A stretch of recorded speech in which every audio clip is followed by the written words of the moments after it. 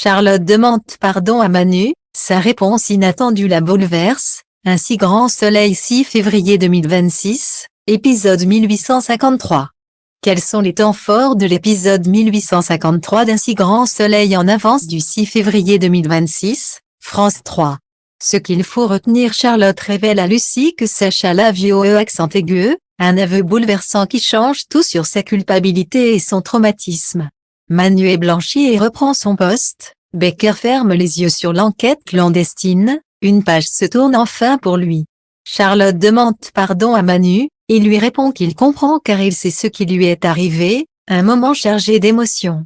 Jeannette menace ouvertement Laurine, elle la prévient de ne plus jamais se mettre en travers de sa route, la tension est à son comble.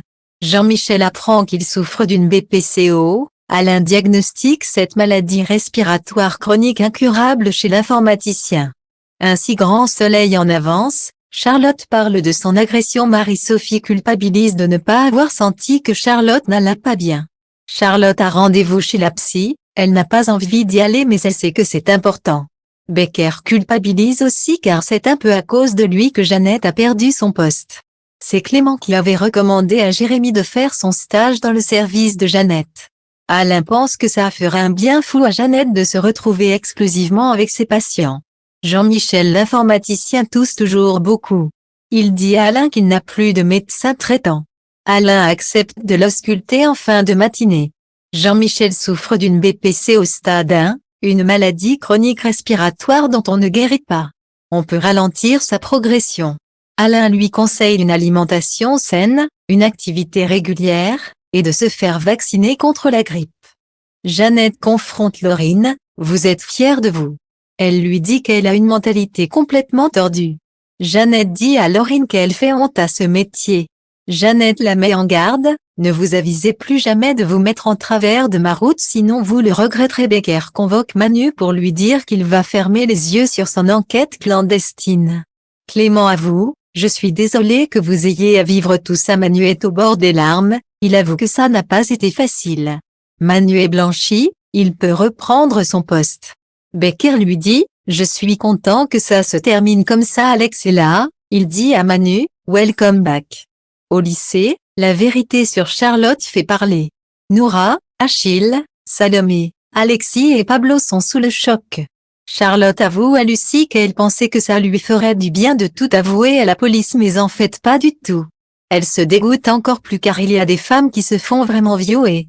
Charlotte s'en veut d'avoir cédé à Sacha. Elle explique que c'était comme si elle n'était plus elle-même. Lucie dit à Charlotte, vous êtes une victime, pas une coupable. Lucie demande à Charlotte, est-ce que vous avez déjà vécu une agression sexuelle? Charlotte finit par avouer qu'une fois, elle n'avait pas envie du tout et ils l'ont fait quand même. Sacha l'a forcé.